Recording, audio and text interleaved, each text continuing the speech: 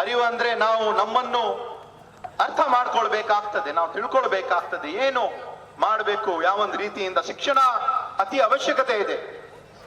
ಸಂಘಟನೆ ಬಹಳಷ್ಟು ಬೇಕಾಗಿದೆ. ಹೋರಾಟ ಯಾವಾಗ ನಾವು ಏನಲ್ಲಿ ಅನ್ಯಾಯ ಆಗ್ತದೆ ಅಲ್ಲಿ ನಾವು ಹೋರಾಟ ಮಾಡಲೇಬೇಕಾಗ್ತದೆ. ಡಾಕ್ಟರ್ ಬಾಬಾ ಸಾಹೇಬ್ ಅಂಬೇಡ್ಕರ್ ಅವರು ಹೇಳ್ತಕ್ಕಂತ ಯುವ ಪೀಳಿಗೆಗೆ ಇವತ್ತು ನಾವೆಲ್ಲರೂ ಕೂಡ ವೇದಿಕೆ ಮೇಲೆ ನಾವು ಕೂತಿದ್ದೀವಿ ಅಂದ್ರೆ ಅದರ ಕಾರಣ ಡಾಕ್ಟರ್ ಬಾಬಾ ಸಾಹೇಬ್ ಅಂಬೇಡ್ಕರ್ ಅವರು.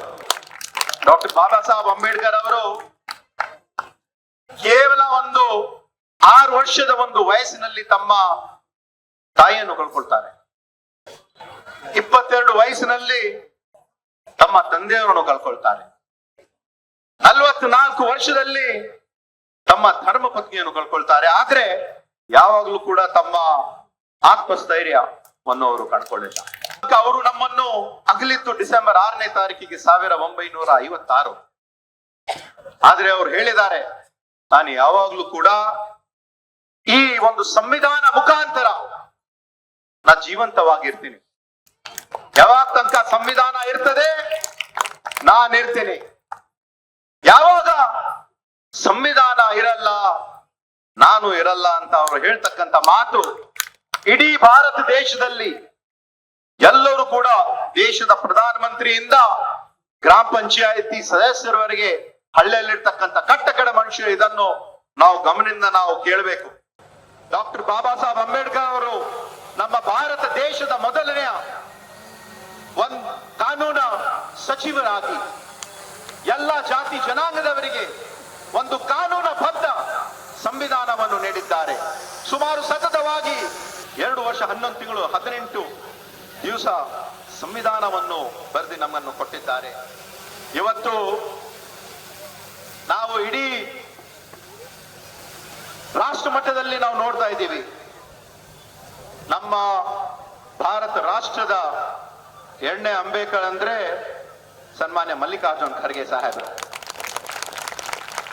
ಅಖಿಲ ಭಾರತ ಕಾಂಗ್ರೆಸ್ ಸಮಿತಿಯ ಅಧ್ಯಕ್ಷರಾಗಿ, ಕೇಂದ್ರ ಸಚಿವರಾಗಿ ಇವತ್ತು ಇಡೀ ರಾಷ್ಟ್ರ ಮಟ್ಟದಲ್ಲಿ ಮಾಡ್ತಕ್ಕಂಥ ಕೆಲಸ, ಇಡೀ ನಮ್ಮ ಭಾಗದವರಾಗಿ, ನಮ್ಮ ಜಿಲ್ಲೆದವರಾಗಿ ಅವರು ಬಹಳ ಒಂದು ದೊಡ್ಡ ಹೆಮ್ಮೆಯ ವಿಷಯ ಆಗಿದೆ.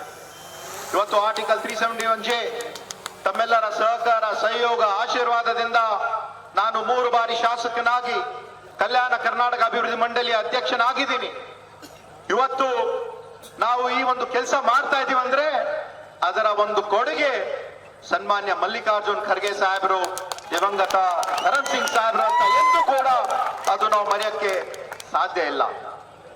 13 ರಿಂದ 18 ಇವಾಗ 2023ರಿಂದ ಇವತ್ತಿನ ದಿವಸವರೆಗೆ ಈ ಒಂದು SCP TSP ಯೋಜನೆ ಅಡಿಯಲ್ಲಿ 24 ನಮ್ಮ ಕರ್ನಾಟಕ ರಾಜ್ಯದ ಏನು ಬಜೆಟ್ ಇದೆ, ಹಿಂದಿನ ವರ್ಷ ಇರ್ತಕ್ಕಂಥ ಸುಮಾರು 4,09,549 ಕೋಟಿ. ಅದರಲ್ಲಿ sir, our budget last year was almost 4,09,549 crores, out of which in the entire country, almost for SCP TSP itself, we have kept 42,000 crores. In 42,000 crores for SCP, we have kept 29,992 crores, and for TSP, we have almost kept 12,032 crores. ಈ ವರ್ಷ 4,42,000 ಕೋಟಿ ನಮ್ಮ ಬಜೆಟಿನ ಗಾತ್ರ ಇದೆ. SCP TSP ಯೋಜನೆಯಲ್ಲಿ 42,000 ಕೋಟಿಯಿಂದ 44,000 ಕೋಟಿ, 44,000 crores, 44,632 crores we have kept for SCP TSP. ಮಾಡ್ತಕ್ಕಂಥ ಕೆಲಸ ಕಾರ್ಯಗಳನ್ನು ನಮ್ಮ ಸರ್ಕಾರ ಮಾಡ್ತಾ ಇದೆ. ಇವತ್ತು ನಾವು ನೋಡ್ತಕ್ಕಂಥ ಈ ಒಂದು ಅಂಬೇಡ್ಕರ್ ಭವನ್ ತಾವು ನೋಡ್ತಾ ಇದ್ದೀರಿ.